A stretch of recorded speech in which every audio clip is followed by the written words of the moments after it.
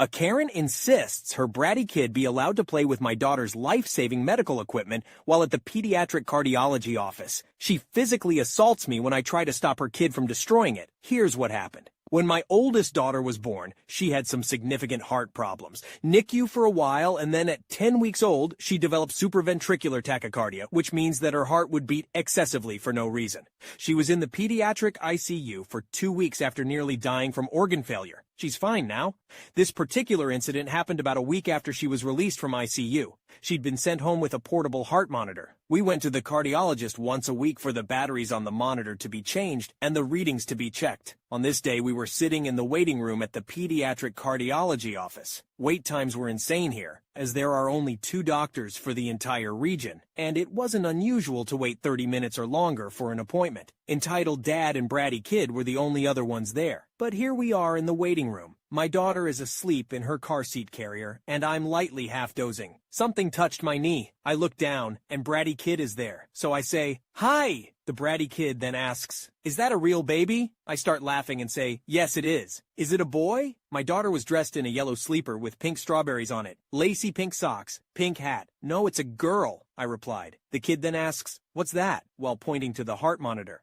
"Ah, that? That's to make sure her heart is beating right. Can I play with it?" "No. Sorry, kid, it's not a toy." The kid refuses to accept no for an answer and he shouts, "But I'm bored." I looked across the room and the dad is flat out asleep. He's actually snoring. "Why don't you go talk to your dad then?" At this moment, I'm called up to the insurance desk to fill out another form. Bratty Kid had gone back to his dad, so I left my baby there as I was only about 4 feet away. I turned to go sit down, and Entitled Dad is awake and walking toward me. The dad asks, "Do you have a toy my son can play with?" I say, "Nope, sorry." "Oh, really now? He says you do. Give it to him." The dad says, "I don't, buddy. Come on, man, I need a nap. Just give him the toy so I can go back to sleep." "But there is no toy. You should have brought one for him if you wanted to sleep so bad. If looks could kill." He went back to his side of the room and I sat down. About another 10 minutes pass. The daughter is awake now and hungry. I'm digging through the diaper bag. As a first-time mom with a child in and out of the hospital, I hadn't had the time or energy to develop a system for the bag yet, so it took me a minute. By the time I'd found what I needed, my daughter was screaming and so was her heart monitor, the cords of which are in Bratty Kid's hand. The loud beeps from the disconnected monitor wake up Entitled Dad. The dad shoots out of his chair. He screams, "What the fuck? The fuck is that?" I don't even have time to answer before a nurse rushes to us. She drops to the floor to check my daughter. Meanwhile, I snatch the heart monitor from Bratty Kid's hand. The kid screams, "That's mine! Give it back!" The dad screams, "Why are you taking his toys from him?" I was angry, so I just told the dad to go back to sleep. It's all you seem to be good for. The dad then grabs my arm and yanks the monitor from me to give it back to the kid, who promptly drops it. The nurse picks up the monitor and shouts, "You need to leave now. This is sensitive medical equipment. If it's damaged, we're billing you for it." "You have no right to talk to me like that. Do you know who I am?" The dad retorts, "You're the guy who's about to get arrested if you don't leave now." On his way out, he screamed profanities about me, the nurse, and the clinic. His wife, who'd been in the back with the doctor, was told he was banned from the clinic and was handed a bill for the cost of the monitor. A few weeks later, during another appointment, the nurse told me he'd sued the clinic for emotional trauma. It was dropped when the clinic counter sued for the monitor's cost. Oh my goodness, this Karen's behavior is absolutely insane. I can't even begin to imagine what this mom went through. The nerve of this entitled dad and his bratty kid to not only interrupt a family in a medical waiting room, but to then demand a toy that doesn't even exist, and to try and take away the vital heart monitor from a baby with a heart condition, and then to grab the mom's arm and take the monitor from her. That's just beyond belief. I'm so glad the nurse stepped in to help and kicked them out before any more harm could be done. It's so frustrating when people are so selfish and inconsiderate, especially in a medical setting where everyone is already stressed and worried. What do you guys think of this absurd situation? Have you ever encountered a Karen or entitled person like this? Let me know in the comments.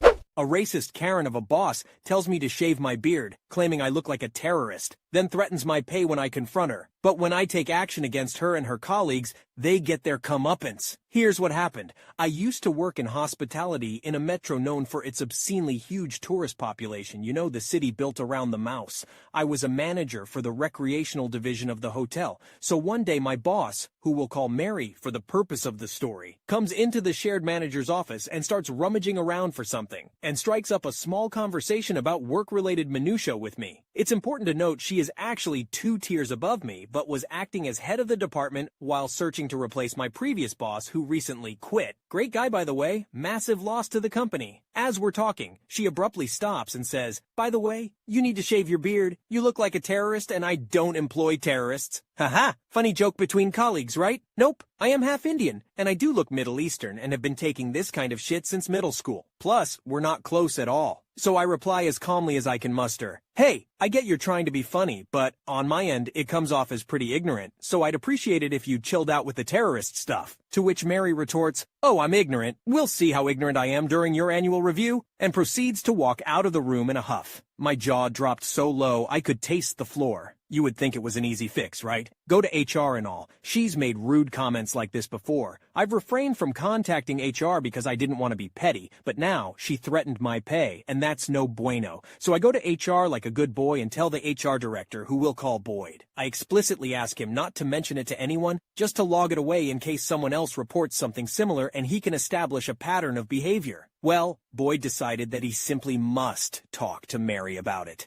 I stress again that I'm not comfortable with it, since she strikes me as the vindictive type. No good. He promises there will be no retaliation and tells me he'll contact me later for a statement, which I thought was weird. Why not make a statement now? And that was that. About a week goes by, and I follow up with Boyd because I've been getting some less than pleasant vibes from Mary. Nothing substantial, but odd. When I ask what happened, he tells me, well, it appears that Mary was just joking, but she has agreed to never say anything like that again. Your annual review is not in jeopardy. At that point, I decide to just let it go. Fast forward a month, a new director for our department is hired, and surprise, surprise, it's her roommate and former front desk supervisor, Joe. Okay, cool, I'm used to the nepotism because the entire hotel basically operates that way. Whatever. Never had an issue with him. Didn't know him too well, but I'm happy our little hive has a leader again. Man, how fucking naive I was. From the get-go, he is unpleasant. Snide comments left and right, changing my schedule at the last minute every week, or scheduling me on my established days off, giving away opportunities to my peers that I'm never considered for, making me take improvement classes none of my peers have to take. All strange, but up to that point, nothing earth-shattering, until one day I get written up out of the blue, first ever write-up BTW, for refusing to inform a superior of leaving the premises, referring to me leaving the day prior without literally saying the words, "Hey Joe, I'm leaving for the day." 1. This is not an established policy, written or otherwise. When I say I'm leaving, it's a courtesy. 2. I know for a fact my peers don't always say when they leave, personal observation, and was corroborated by them after asking around. And 3. Knowing that my peers aren't held to the same bogus standard, and having never been written up for it, I know this is a direct shot at me.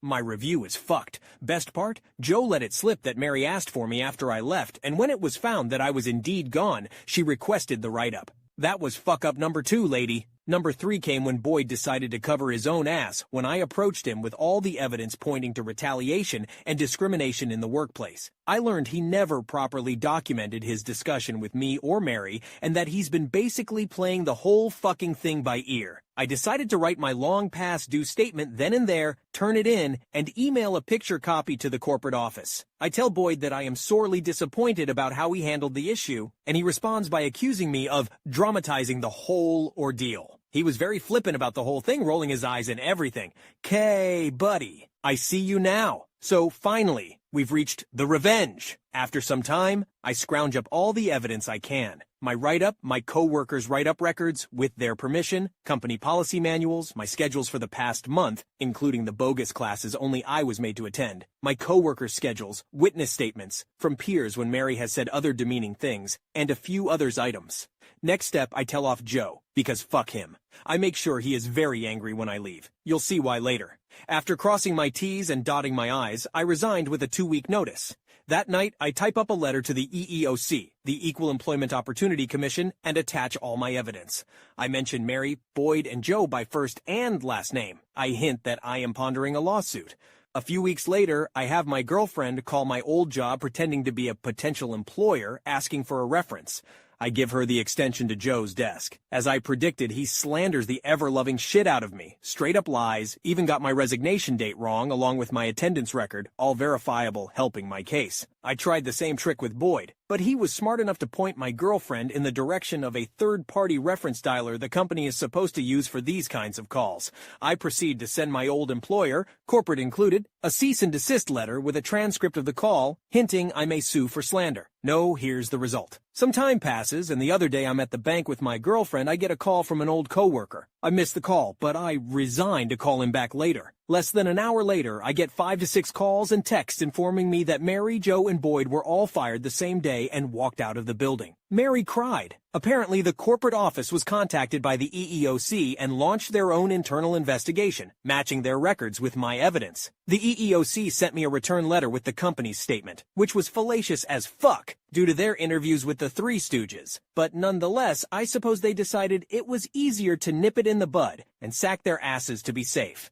Karma may be a bitch, but in this case, she had nothing to fucking do with it. Holy Karen on a cracker. I can't even believe what I just read. OP's story just made me go from 0 to 100 real quick. I can't even begin to imagine what it must feel like to have your boss say that to you. And the fact that HR didn't handle the situation correctly, to begin with, just made it even worse. And then, to have to deal with Joe, who was probably Mary's crony, and all his bullshit write-ups and scheduling shenanigans, just takes the cake. The retaliation and discrimination in the workplace are just unacceptable, and it's no wonder OP decided to take matters into their own hands. But the ending, though, OMG. I had to take a moment to process that they all got fired on the same day. Justice served. It just goes to show that you can't get away with treating people like crap and playing favorites. I wonder what the viewers think of this insane situation. Have any of you ever been in a similar situation? Let me know in the comments below.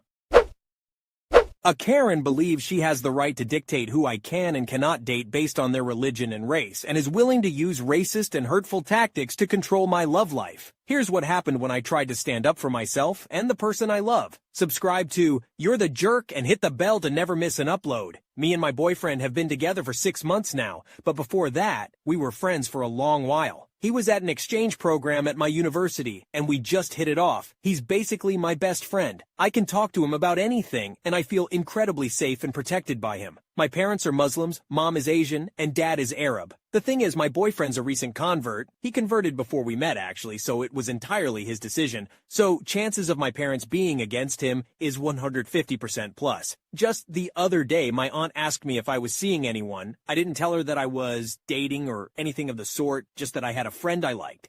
She asked for a picture, I shared it with her. I said I liked him and he likes me, but he's a convert and younger than me. She asked, which religion is he from? I said that his parents are Buddhist. I never mentioned his race to her either. She said he was cute, but she's against it because of the age difference. I am supposed to be the younger one in the relationship. A few days later, while going on a hellish long drive with my mom, she started bring up topics about women who marry recent converts being cursed, that their children will be born handicapped, their husbands will cheat on them eventually, and that the guys are only converting because of the girl, not for themselves. So the guys will revert back to whatever their originally religion was. She kept asking to see my phone and see if I was going out with anyone, kept accusing me of keeping secrets from her. She proceeded to tell me that my dad dreamt of me being in a bathtub with a black Nigerian man with horns and having my back turns on my parents in the dream.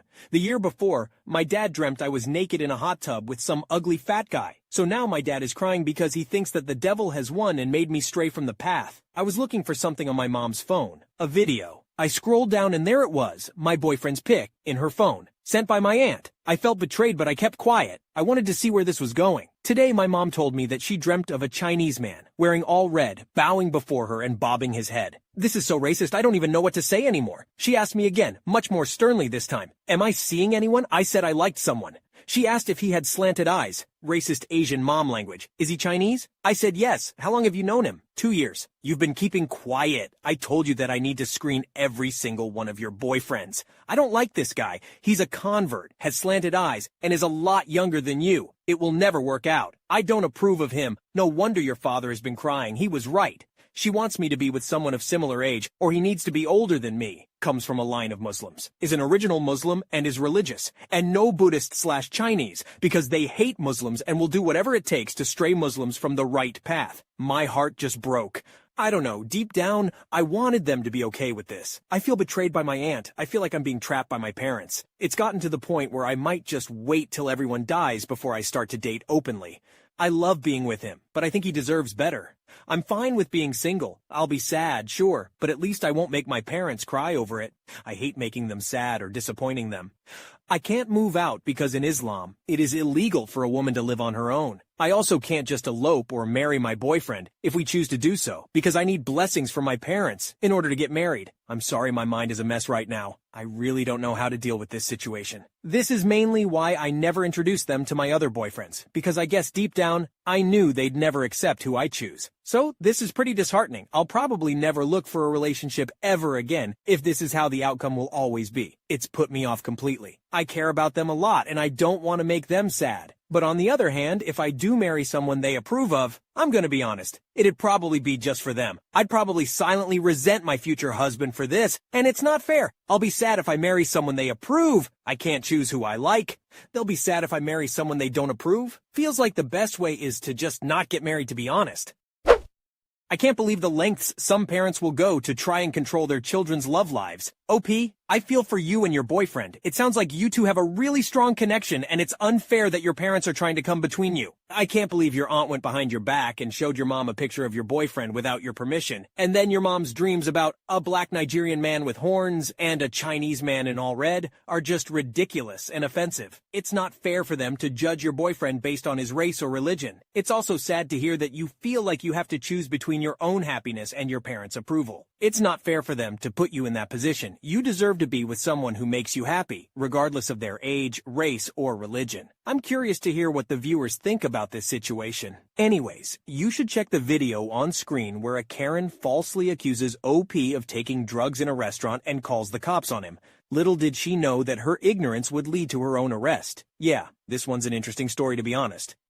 I never expected my lunch break to turn into a full-blown argument with a stranger, but when a woman accused me of murder for eating chicken, I knew things were about to get heated. Little did I know, it was only the beginning of a wild confrontation that would involve the police and a whole lot of drama. Here's how it all went down. I was at my favorite fast food restaurant, enjoying a meal after a long day at work. The place was pretty busy, but I managed to find a seat by the window. I was just about to dig into my chicken sandwich when I heard a woman's voice from behind me. "Excuse me, do you know how many chickens had to die for that meal?" she asked loudly. I turned around to see a woman in her mid-40s staring at me with a disapproving look. "You're a murderer," she continued. "I can't believe you would eat that in front of me." I was taken aback by her outburst. I didn't know this woman, and I certainly didn't appreciate being accused of murder. "I'm not a murderer," I said calmly. "I just wanted some fast food." "You're contributing to the suffering of animals," she retorted. "How can you live with yourself?" I sighed. I didn't really feel like getting into an argument with a stranger, especially one who seemed so passionate about her beliefs. But before I could say anything else, she dropped the bomb. "I'm calling the cops on you for your crime," she declared. "What crime?" I asked incredulously. "Murdering innocent animals," she shouted. I was speechless. I couldn't believe this was happening. The woman seemed convinced that I was some sort of monster, and I had no idea how to convince her otherwise. The Karen continued to berate me, going on about how eating meat was cruel and inhumane. I tried to ignore her, but she was making it difficult. "Why don't you try being a vegan?" she asked. "It's much healthier, and you won't have to contribute to the suffering of animals." I rolled my eyes. "I don't think I'm ready to give up meat just yet," I said. "That's because you're selfish," she spat. "You only care about your own pleasure, not the lives of innocent creatures." I felt my blood boil. Who was this woman to judge me? "Look, I don't have to justify my choices to you," I said firmly. "I'm allowed to eat whatever I want." "But you're hurting other beings in the process," she cried. I shook my head. "I don't see how that's my problem," I said. "I'm just trying to enjoy my meal." The Karen wasn't having any of it. She continued to argue with me, getting louder and more aggressive by the minute. I could feel myself getting angrier and angrier, but I didn't want to make a scene. "Can't you just leave me alone?" I said, trying to keep my voice steady. "No," she said. "I won't stop until you understand the cruelty of your actions." I was about to respond when the manager of the restaurant approached us. "Excuse me, is there a problem here?" she asked. The Karen turned to her, a smug look on her face. "Yes, this man is eating meat in front of me," she said. "I demand that you do something about it." The manager looked at me, then at the Karen. "I'm sorry, but we can't control what our customers choose to eat," she said. If you have a problem with that, you'll have to take it up with someone else. The Karen was livid. "This is unacceptable," she shouted. "I demand justice for the animals that were killed for this man's meal." I rolled my eyes. This was getting ridiculous. "Can we just drop it?" I said, hoping to defuse the situation. But the Karen wasn't ready to give up. She continued to argue with the manager, insisting that I be punished for my crimes. I could feel a headache coming on. "I can't believe you're still defending yourself," she said, her voice rising. "You're a murderer, plain and simple." "I'm not a murderer," I shouted back. "I'm just trying to eat my food in peace." "But you're hurting innocent animals," she cried. "I'm not hurting anyone," I said firmly. "I'm just eating chicken." The Karen shook her head. "You don't get it, do you?" she said. "You're so blinded by your own selfish desires that you can't see the pain you're causing." "I'm not causing any pain," I said, feeling my anger rising. "I'm just living my life." "But at what cost?" she said. "At the cost of innocent lives. At the cost of the planet." I was about to respond when I saw something out of the corner of my eye. It was a police officer walking towards us with a stern expression on his face. "Excuse me, ma'am," he said, addressing the Karen. "Is there a problem here?" "Yes," she said, turning to him. "This man is eating chicken in front of me. He's a murderer." The police officer looked at me, then at the Karen. "Ma'am, I'm going to have to ask you to calm down," he said. "Eating meat is not a crime." "But he's contributing to the suffering of animals," she protested. "I understand your concerns, ma'am," he said, "but causing a disturbance in a public place is not the way to address them. Now, if you'll come with me, I'd like to ask you a few questions." The Karen looked like she was about to protest, but the police officer's stern gaze seemed to cow her. With one last glare at me, she followed him out of the restaurant. I breathed a sigh of relief as the door closed behind them. Finally, I could enjoy my meal in peace. Just then, the manager of the restaurant approached me. "I'm sorry you had to deal with that," she said sympathetically. "We don't usually get customers like that here." I shook my head. "I think I just need to go home and relax," I said. Wow, can't believe people like Karen actually exist in this world. Good on the protagonist for staying calm. I would have lost my temper a long time ago. Also, can we talk about how ridiculous it is to call the cops over someone eating chicken? I never expected my sister to ban my boyfriend of 5 years from her wedding, but that's exactly what she did. When I refused to walk down the aisle with her fiancé's creepy brother, she rescinded my bridesmaid status and threatened to call off the wedding if I brought him as my +1. Things escalated quickly, and before I knew it, I was involved in a violent altercation with my own sister. Here's how it all went down. My sister, F31, has informed me, F25, that I cannot attend her wedding with my boyfriend, M26, of 5 years. I met my boyfriend in college 7 years ago, and we started dating 5 years ago. He is super close and loving with my family. He was there at my niece's births, baptisms, Christmas, vacations, etc. We are extremely committed to each other for the long run but don't want to get married until we are financially stable and both our careers are where we want them to be. My sister has been with her fiancé for 2 years and engaged for 6 months. My sister is the type of girl who has dreamed of getting married since she was a little girl. It didn't matter who proposed. She just wanted to be married. I have never cared if I got married or not. As long as I have a good career and a happy relationship, I'm fine. In the beginning of her relationship, she tricked me into going on a double date with her fiancé and his brother. She had said it was dinner with her and a friend, and it was most definitely not. The brother kept making passes at me the whole time, and I told him I had a boyfriend, and the whole situation made me uncomfortable. At their engagement party, my boyfriend noticed that the brother wouldn't stop staring at me, and we tried our best to avoid him. Every time I have seen this guy, he has been weird towards me. My sister wanted me, my twin, fraternal, and 2 brothers in her wedding. The wedding is supposed to be next month in the beginning of May. My sister just told me that I'm going to be walking down the aisle with her fiancé's brother. I told her that he makes me uncomfortable, and I thought I would be walking with my own brother. Apparently, this is something her fiancé is insisting, and she wants to make him happy. Seems like a pretty weird thing to insist on, and I know it's some scheme between the 2 brothers. My other siblings also thought it was weird and voiced their objections to our sister. She got upset and said this is her wedding and she'll do what she wants. I told my boyfriend this and he was upset for me. He's confident enough in himself that he knows this guy would never be competition, but he knows how uncomfortable I am with this situation. The other day we had a family dinner at my mom's house. I took this as an opportunity to bring up the aisle situation with my mother around. My sister got extremely upset and started crying, saying I was trying to ruin her marriage. I was so confused, as was everyone else, and tried to explain that he makes me and my boyfriend extremely uncomfortable. She then said that I can't bring my boyfriend to her wedding anymore, and if I do, then I'm no longer a bridesmaid.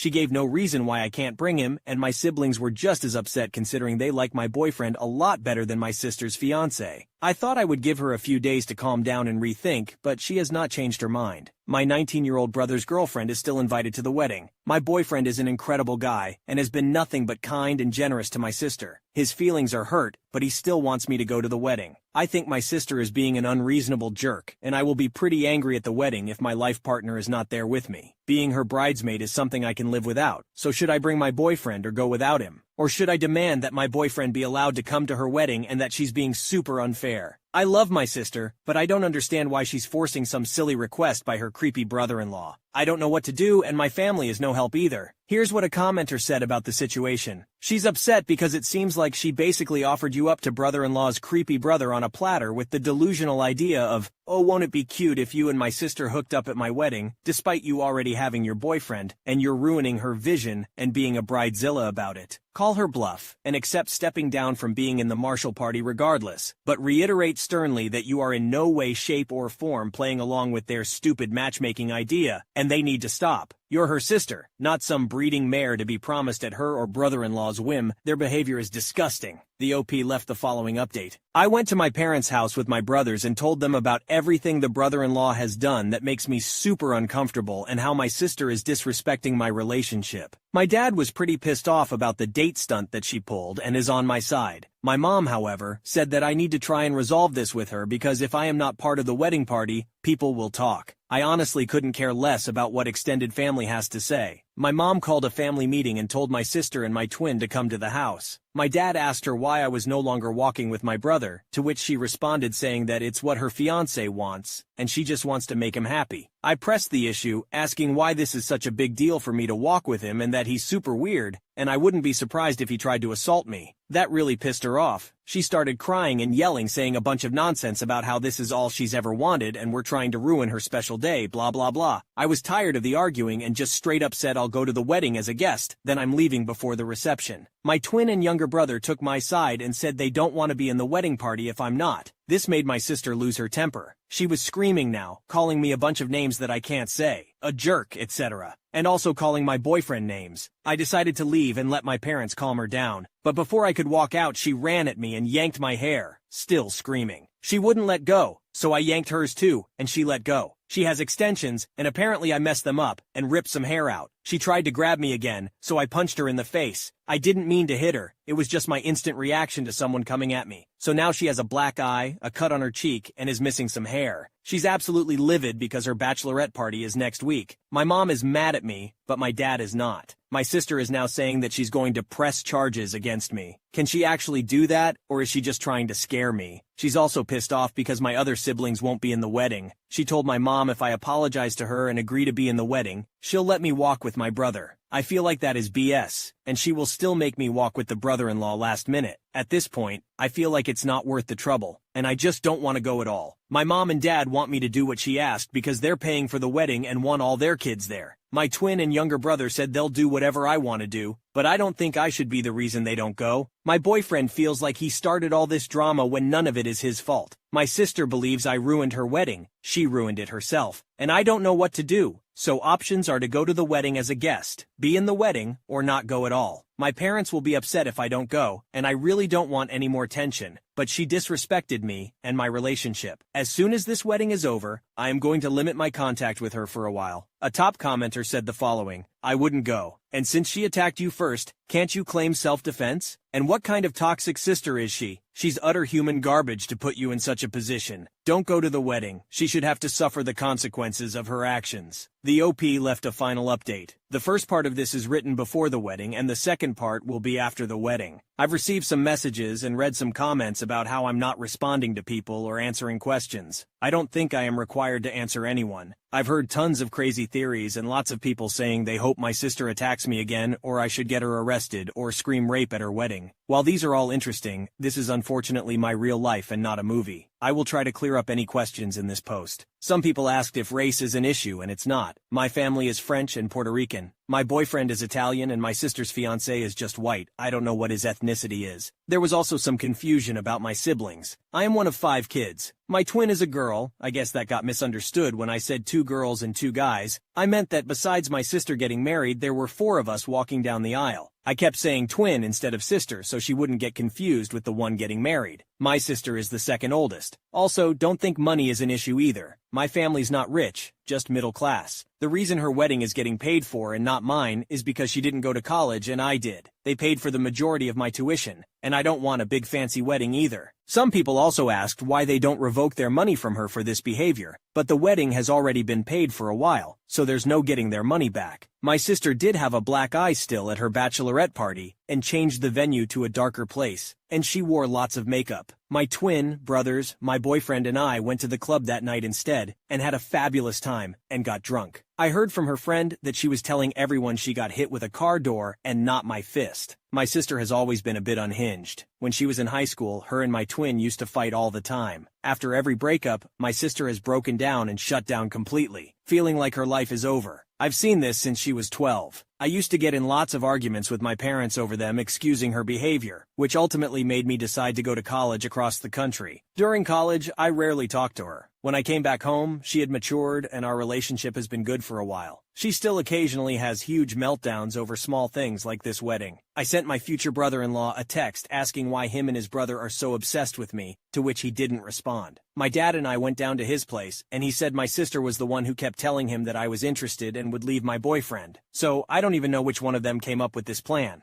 My dad got mad and told him to leave me and my boyfriend alone, so I have told my sister to go to therapy for years, and she's refused. I tried to have my mom see if she can get her to go to family therapy with me, and she also refused but said she would talk with me and my mom. When her and her fiancé first started dating, she brought him to a work New Year's party, and he brought his brother, and I also attended. This was her first boyfriend that had shown any interest in getting married one day. I guess the brother had said he found me very attractive, and my sister instantly jumped the gun on that. She told him that I was not in a serious relationship. I had been with my boyfriend for 3 years, and he had a strong chance with me, and he's just my type. Wrong. So he's been under the impression that my boyfriend is just a placeholder, which is extremely not the case. He's just as delusional as my sister. This made no sense to me why she did this because my twin is single. We are fraternal, so we don't look the same and we're different heights with very different personalities, but she's still a very pretty girl and single. My sister has expressed some jealousy of my relationship over the years, so that could be a factor in her trying to break us up. She's always made comments about how she'll never have what I have with my boyfriend. About a month ago, right before her ultimatum, she found out she's pregnant. I didn't know. She thinks if she doesn't make this brother thing happen, then her fiancé will leave her, and being a single mom is more frightening for her than her family hating her. It's still early enough that she does have other options, but she's committed to this for some reason. This was an intense conversation, and we also talked about other things, so this was all I could get out of her before my patience ran out. I did kinda snap on her and said some things along the lines of, "Sorry you're so pathetic that you date any guy who looks at you and you still can't find a good relationship and you will be divorced before labor." Yes, it was a little mean, but I was very heated in the moment and wanted to say something worse. My boyfriend is very insistent about us going to the wedding despite all the nonsense my sister is putting him through. My boyfriend doesn't have close relationships with his siblings and has always loved being a part of this family. He wants me to maintain a relationship with mine so I don't regret it later. He's still hurt though that my sister has been going through these great lengths to get him out of the picture. I've tried to reassure him the best I can that everyone still loves him, and I always will. We're going for the ceremony as guests, and then leaving as soon as they say I do. My 2 brothers and fraternal twin sister are walking together as a trio. We took wedding pictures together at a park so our parents could have something of all of us, and we looked good. They haven't decided yet if they're staying for the whole wedding, but they're going to see how it goes. My older brother is staying the whole time so he can watch the brother-in-law and have some words with him. A lot of people said to have my boyfriend propose at her wedding, but I don't care enough to deliberately try and ruin her wedding. That will not make the situation better in the slightest, and I honestly don't ever want a public proposal, and I think that's super tacky. My boyfriend and I have just been enjoying our time and not worrying about any of this BS. I'm not worried about my sister attacking me again, and if she does, I can easily handle it. She can't fight at all, which is why I don't know why she messed around in the first place. Also, some people said isn't it illegal if sisters date brothers, but it is not at all. And I have cousins who are married to sisters. I'm not excusing the behavior, just saying that it's not illegal at all. After the wedding, the wedding. I showed up in my bridesmaid dress because I wasn't going to go and buy another one, and it's a very nice dress. My boyfriend and I tried to go in as late as we could to limit the number of family members asking me why I wasn't in the wedding. A few aunts and uncles asked, and I just said my sister lost her mind and to ask her. I tried to stay with some cousins who I told what happened and know how my sister is an occasional nut. The ones who knew that my boyfriend's invite was revoked were pissed considering some of their plus ones were just dates. We sat in the front row where my sister, her husband, and the brother could see me with my very serious, handsome, amazing, loving boyfriend. He held my hand the whole time and made sure I was okay. This wedding just confirmed that I don't want a big wedding. We can have a party at most. It was only once that the brother was staring at me, and I quickly shut that down by kissing my boyfriend. As soon as they all walked back down the aisle, I said my goodbyes to the people that deserved it, and we left. We went to a bar, danced, and had a good time. I'm glad I went to the wedding so I can say I told you so when this marriage ends in 6 months. I'm glad that delusional jerk saw me kissing the man I love because that will never be him. My twin had quite a few drinks at the wedding and was being very mouthy with my sister. I didn't ask her to say something, but she would have done that with or without booze. My younger brother told almost every family member that my sister went crazy on me, and that's why I wasn't at the reception. My older brother did talk to the brother-in-law, but I don't know what he said. I didn't ask many other questions, and this is just what they told me. I feel really bad for my sister, honestly. She baby-trapped herself with a subpar bottom feeder. That man has zero qualities that would make me jump through all these hoops. He has the personality of an Adidas sandal. I wish my sister had more self-respect and raised her standards. I don't know much about their relationship and if he's abusive. I would like to think that she at least has that much respect for herself to not put up with that. Maybe they're in love. Maybe he's using her. Who knows? This marriage may not last, but she's now attached to him for at least the next 18 years. While I sort of get her reasoning for not wanting to be a single mom, my brother is a single dad and doing just fine. I don't plan on talking to her for quite a while. I don't know how things turned out for them for not getting me with the brother. After prying, they still wouldn't give me clear answers, so I don't know how serious the husband actually is about his loser brother getting laid. Those brothers were either neglected or breastfed until they were teens. I was already going on vacation this summer with my boyfriend, but I might extend it now. Who knows? We may even get married in France for fun. Anyway, thanks for all the support. Sorry that this ending wasn't as dramatic as you all wanted it to be. I'm not expecting an apology. I honestly don't care anymore and just want to move on with my life and be happy without dealing with any more crazy behavior. I'm just glad that I haven't received any messages from my mother or brother-in-law and that I have a great partner. If there are any questions I missed, feel free to let me know. A lot of your comments made me and my boyfriend laugh. A commenter asked the OP why she thought her sister didn't try to set up her twin with the creepy brother-in-law instead of her. The OP replied, "I'm not saying he should go for her. I'm saying that I don't know why my sister didn't try to set them up in the beginning instead of me." The OP also said, "I think my sister has expressed some jealousy of my relationship over the years, so that could be a factor in her trying to break us up. She's always made comments about how she'll never have what I have with my boyfriend. This helps explain why the sister was so insistent on setting up the OP with the creepy brother-in-law, despite knowing that the OP was in a committed relationship with her boyfriend."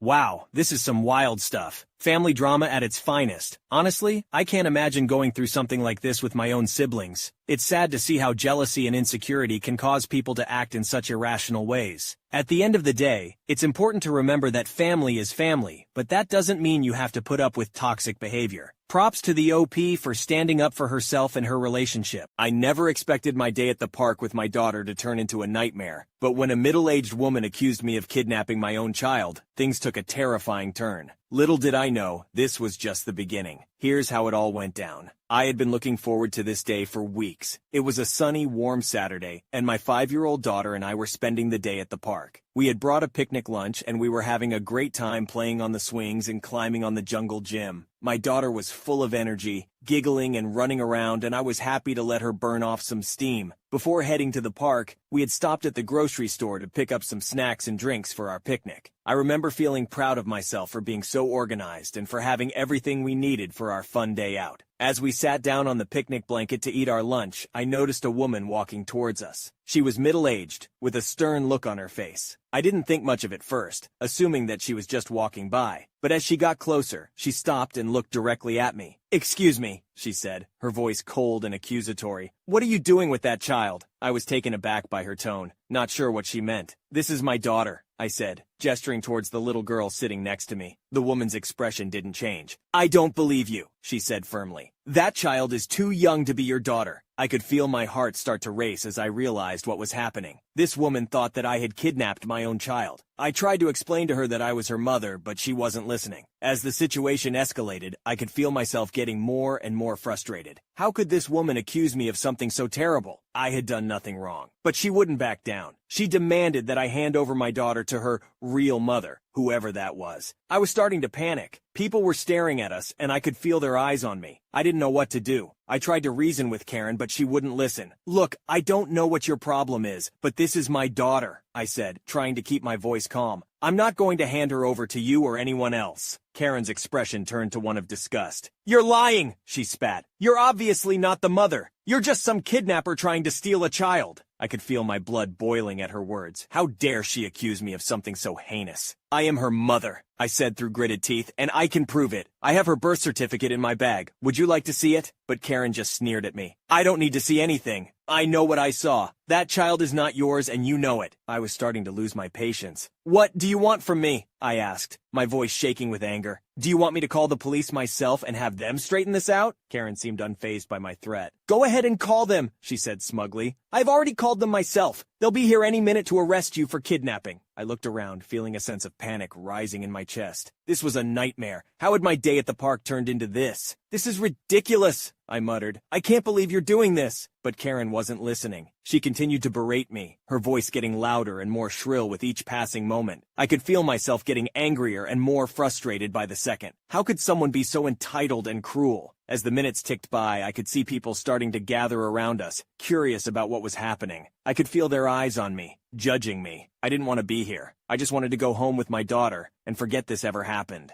But Karen wasn't going to let me go that easily. She was determined to make a scene and ruin my day, and I wasn't going to let her get away with it. I took a deep breath and tried to calm myself down. I knew that I needed to stay focused and clear-headed if I was going to get out of this mess. I looked around, hoping to find someone who could help me, but everyone was just standing there watching us like it was some kind of show. The sound of sirens in the distance caught my attention. I knew that the police were on their way, and I hoped that they would be able to straighten everything out. But Karen was still there, still accusing me of something that I hadn't done. I could feel my anger rising again. How could she be so entitled and cruel? "Listen to me," I said, trying to keep my voice steady. "You have no right to accuse me of something like this. You don't know anything about me or my daughter. You're just making assumptions based on your own prejudices and biases. I'm not a kidnapper. I'm just a mother who wanted to spend a nice day with her child." Karen just sneered at me. "Save your breath," she said. "The police will be here soon, and they'll see that I'm right. You're going to jail, where you belong." I gritted my teeth, feeling a surge of anger and frustration. "You're wrong," I said, "and I'm going to prove it." I reached into my bag and pulled out my daughter's birth certificate. "Here," I said, thrusting it at Karen. "Take a look. This is my daughter, and I have the paperwork to prove it." Karen hesitated for a moment, then snatched the certificate out of my hand. She scanned it quickly, her eyes widening as she realized her mistake. This can't be right," she stammered. "There must be some kind of mistake." "There's no mistake," I said, feeling a sense of satisfaction wash over me. "This is my daughter, and you were wrong. Dead wrong." Karen looked like she was about to say something else, but at that moment, the police arrived. 2 officers stepped out of their car and approached us, their faces serious. "What's going on here?" one of them asked, looking back and forth between us. Karen tried to speak, but I cut her off. "This woman," I said, pointing at her, "accused me of kidnapping my own daughter. She called the police and tried to have me arrested. But as you can see," I said, holding up the birth certificate, "I'm the child's mother. There's been a terrible misunderstanding." The officers looked at the birth certificate, then at Karen. She looked like she was about to cry.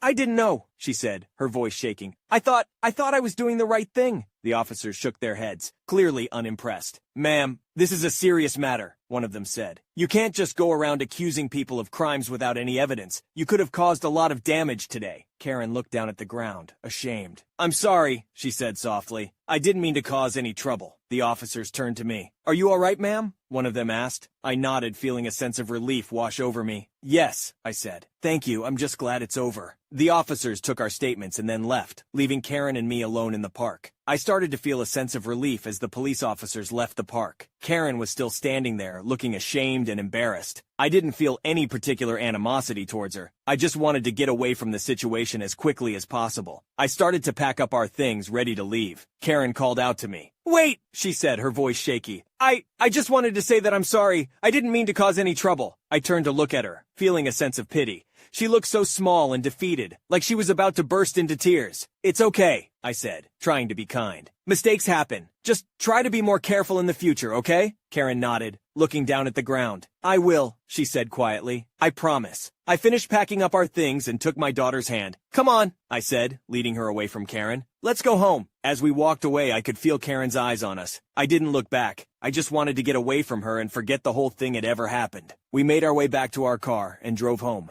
My daughter was chattering away, completely unaware of the drama that had just unfolded. I was glad of that. She didn't need to know about the entitled woman who had accused her mother of kidnapping. When we got home, I put my daughter down for a nap and sat down on the couch. I felt exhausted, emotionally drained from the events of the day. I couldn't believe that something like that had happened to me. I had always thought of myself as a good mother, a responsible person, and yet there I was, being accused of something so terrible. But I knew that I couldn't dwell on it. I had to move on and put the whole thing behind me. I took a deep breath and tried to focus on something positive. My daughter was safe, and that was all that mattered. Wow, what a crazy story. I can't believe someone would be so entitled and accuse a mother of kidnapping her own daughter. Glad it had a happy ending, though.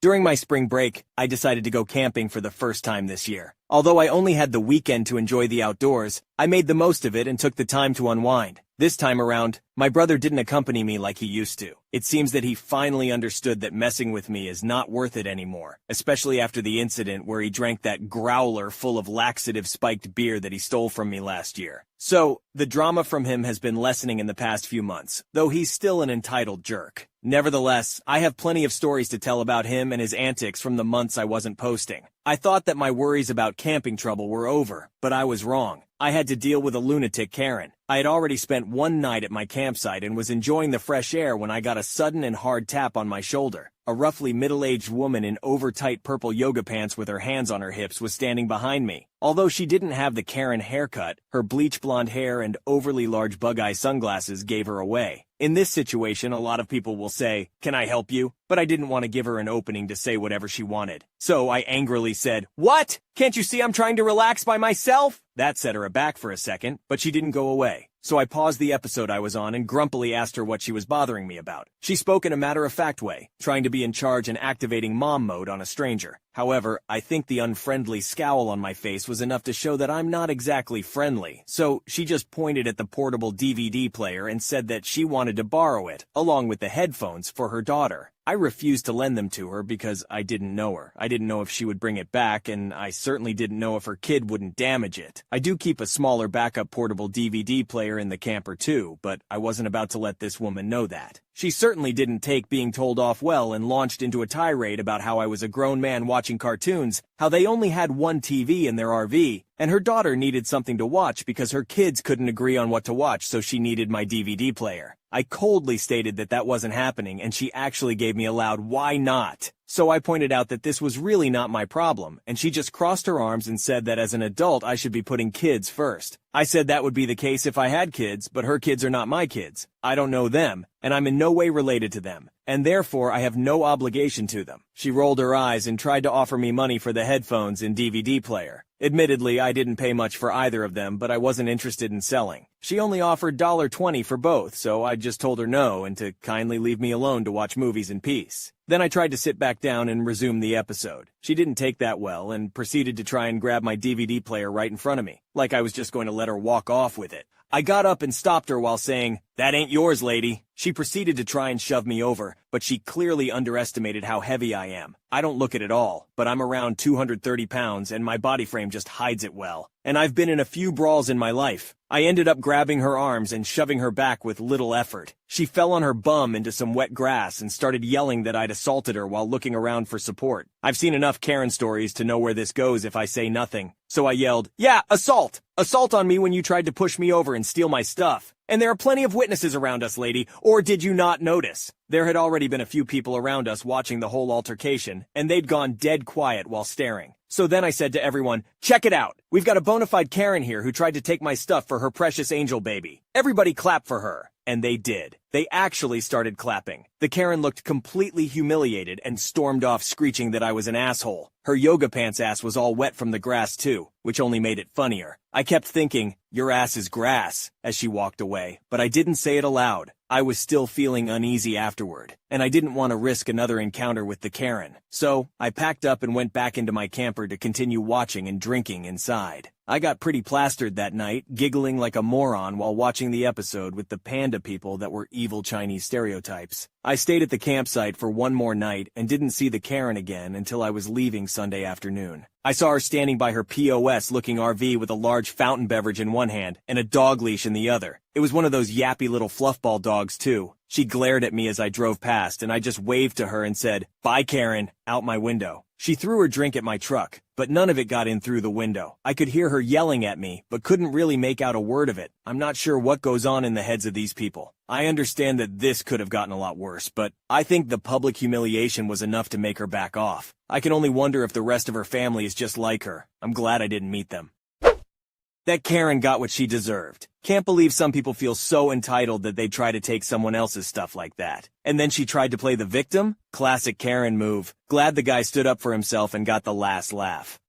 For context, I've been working at a BPO since June 2021. I was offered to join a new campaign since October 2022 and eventually joined. In addition, I requested vacations last December, as I was going to spend Christmas and New Year's Eve with my family, as per usual, which of course, they were approved. On to the main story. I returned from these vacations at the start of January and everything went fine. However, as soon as I returned, I was informed by management that the team I was working with had been shuffled because all work teams are to be shuffled every 4 months as per the client's order. Not a problem. I was assigned new workmates, which would be fine until I met my new supervisor. The name was Rhonda. Slightly blonde, a bit chubby, and a grin that said that she was friendly. I was so stupid to fall for this. As soon as Rhonda introduced herself as the new supervisor, she mentioned something along the lines of, "If there is something I care a lot, it is about your salary. Anything wrong with your payroll, let me know." Again, there came the boring game of having to introduce ourselves to the entire team. It was my turn and went like, "My name is Eric, nice to meet you,"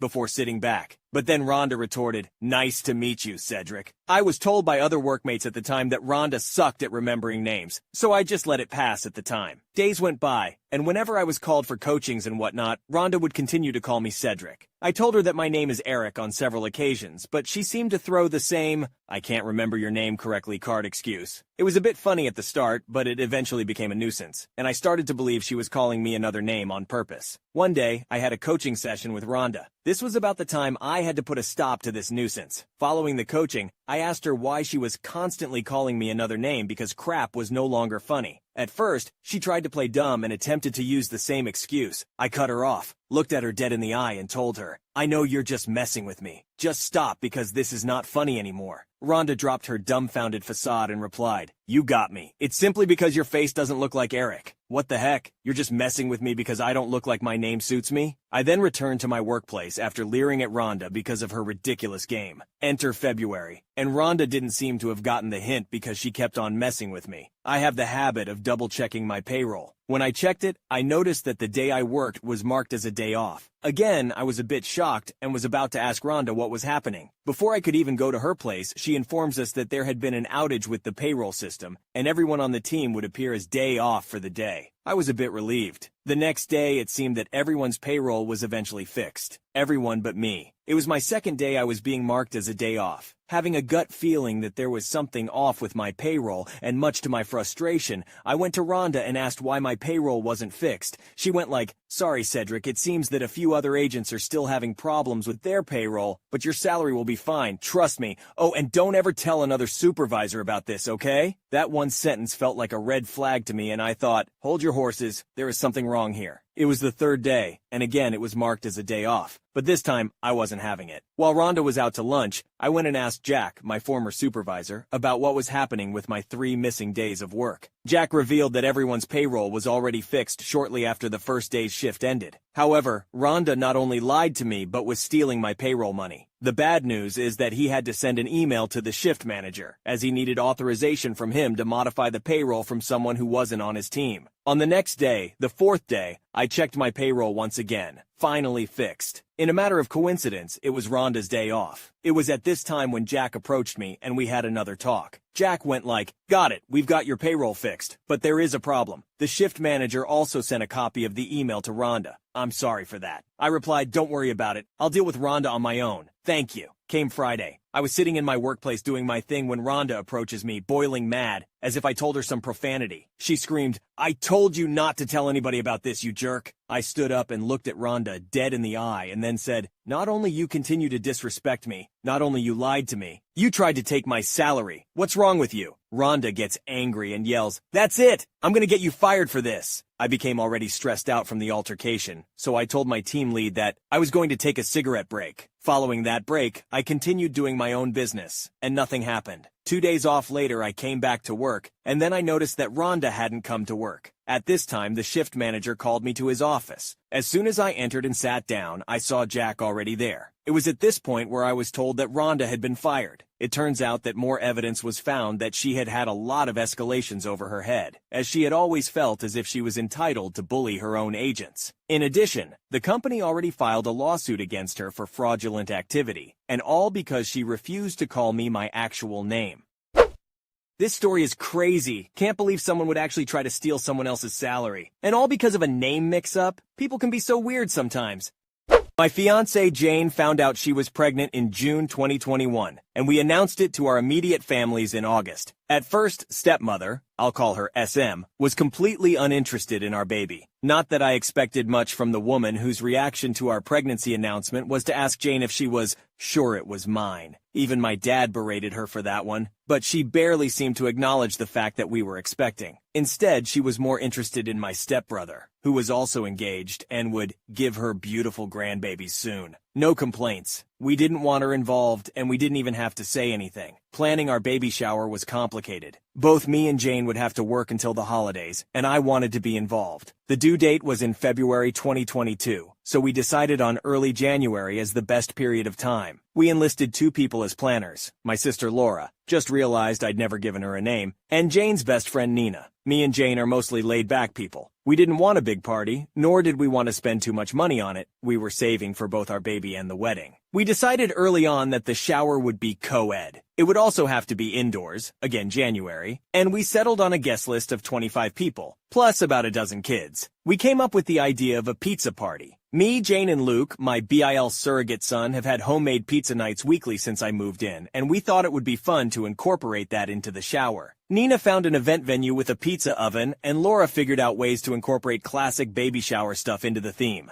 The resulting plans were awesome. Make your own pizzas, non-alcoholic drinks, and plain bodysuits for the kids to customize. Nina and Laura mixed pizza decor with baby decor and found pizza-shaped sweets. It almost seemed messy, and I was surprised they made it work, but we loved it. Most of the planning was finished by the middle of November. Well, later that month, my stepbrother's fiancée left him for her ex. They'd been together for 4 years at that point, and it was both sudden and traumatizing for him. He was devastated. SM then realized the grandkids she dreamed of would take longer to come than she thought. So, naturally, without her son's milestones to obsess over, she moved on to mine. Suddenly, SM went from aloof relative to excited grandma-to-be. Facebook posts, tacky promoted to Nana shirts, the whole nine. At first, we were too busy finishing things up at work and getting ready for the holidays to worry about that. But it didn't take long for her to start pestering us about planning the baby shower, as well as a gender reveal. We denied the possibility of a gender reveal party. No offense to those who like them, but we don't. Plus, we had decided to wait until birth to find out the sex. SM tried to get us to find out and tell her as a Christmas present, but we didn't. We also denied her the baby shower. She told my father, and he told Laura into letting SM help out with the plans. She was still living with at the time, so she didn't have much of a choice. She called Nina, and they met SM for coffee. Though I wasn't there for that meeting, Laura told me what happened later. Before they could even mention their plans, SM started talking about hers. According to Laura, She pulled a shockingly thick binder, complete with the words, "Oh baby," on the cover, colorful tabs and pieces of fabric poking out from her bag, and skipped to the shower section. It was short compared to the rest of the binder, but still long. And it was all to describe her one and only baby shower project. Laura sent me pictures and asterisk, oh boy asterisk. I'll give her this. It looked like the most asterisk Instagrammable asterisk baby shower ever. That being said, it was also barely functional and obviously expensive. There were balloons, oversized teddy bears, giant alphabet blocks, and cringeworthy signs everywhere. SM was going for pretty over cozy with uncomfortable chairs and some fancy food ideas that didn't look edible. Most of them had soft cheeses, which Jane couldn't eat. The color palette was just 3 different shades of pink with gold accents. We'd be fine with a pink baby shower if it at least tried to mix things up a little. But SM's pictures looked like Barbie had puked all over Hello Kitty's birthday party. When Nina tried to remind her that we didn't know the sex, SM said she just knew that it was a girl. Spoiler alert, it wasn't. SM also wanted an all-female, child-free party with fancy caterers and alcohol. She had written down a guest suggestion list containing some of her closest friends. Neither mine nor Jane's moms were on it, and planned party games no one had any interest in trying out. Basically, the only thing everyone could agree on was to hold the party indoors. Laura and Nina weren't given an opportunity to show her their plans until she was done. Once they could, they explained that, while they could find a way to incorporate some of SM's ideas, they'd already settled on the pizza theme. She tried to protest, but Laura stated that it was kind of them to even offer that, as the shower was a month away and we'd already greenlit their plans. SM even called me to try to get them to change their minds, but I just repeated their words. My dad had found out he couldn't come to the shower, so he didn't get a say in anything anymore. The holidays came around, and the subject was dropped. SM seemed to be okay with the pizza party. Nina managed to pair some of the pink decor she'd wanted with matching blue stuff, and even added one of the huge teddy bears. Fast forward to a week before the shower. Jane was almost 8 months pregnant. Everything had been bought, all guests had RSVP'd, and pretty much anything was ready to go. The shower was set to start at 7 p.m. SM offered to get to the venue earlier to prepare everything. Laura agreed, mostly because she knew SM would complain if she didn't get to do anything, and the venue even let them drop off their decorations before the party. Me and Jane promised to get there at 6. 2 days before the shower, however, the venue called Nina. They told her that SM had stopped by to drop off large, heavy boxes of what she called a little surprise for us. She'd informed them that she planned on showing up at 3:30 p.m. to start setting it up. They were calling to reinforce that the venue was only booked past 4 p.m., since SM almost threw a tantrum when told that. All of the decorations was still at Nina's place, so she called Laura to check if they'd left anything with SM. Thankfully, my sister is both smart and used to this shit, so she drove to the venue the next day and asked to see SM's boxes. She told me she wasn't even surprised at its contents when she opened them, but was still shocked at SM's audacity. All of the boxes were filled with pink frilly decorations. Some of them seemed to be the exact same items SM had initially shown Laura and Nina. The signs, the balloons, the placemats, everything. Laura realized that's why SM intended to get to the venue earlier, to set up the baby shower she'd planned, and pretty much force us all to party in Barbie hell with her. She called Nina to figure out what to do. Neither of them could come at 4 p.m., so it was almost inevitable for SM to get her way. The most obvious solution they came up with was to throw everything away, but Laura had a better idea. That night, they called me and Jane. Hey, want to destroy a party in 2 hours? Laura got home and invited SM to go to a salon with her, lying about having coupons. SM agreed, and they planned on going right after SM was done preparing the baby shower. At 4 p.m. the next day, SM got to the venue. She was done setting things up by 5. I'll admit the woman is fast, and quickly left to meet Laura at the salon. Once they were together, Laura texted Nina that the coast was clear. At that, me, Jane, and Nina went to the venue. Sure enough, SM had prepared her party. To make this shorter, I won't describe it, but I will say it was so pink it almost gave Jane nausea. For the next 2 hours, Laura distracted SM at the salon while the 3 of us quickly took down every piece of decor SM had put up and replaced it with the pizza party stuff. We set up the activities, made up the tables, and put every pink item we found back in SM's boxes. It was actually really fun. We were done only minutes before the shower started. A handful of guests arrived before SM did, so I barely saw her all night. Laura told me that when they got there, SM's jaw dropped as she tried to make sense of what had happened to all her pink decor. My sister just smiled, whispered "nice try" in her ear, and went to help Luke customize a bodysuit. Overall, the baby shower was everything we'd hoped for. Our friends were there, people had fun, and we had a ton of pizza. So I didn't really care that SM spent the whole party literally sulking in the corner. Nina did catch her trying to put little pink bows on top of the cupcakes, but she quickly shut that down. I give Laura and Nina full credit for saving the day. SM's interest in our baby quickly died after that. She stopped wearing her Nana shirts, didn't come to see us at the hospital when he was born, and refused to even acknowledge that he was a boy until she met him weeks later. Up until we went NC, she was a very loose definition of the word grandmother.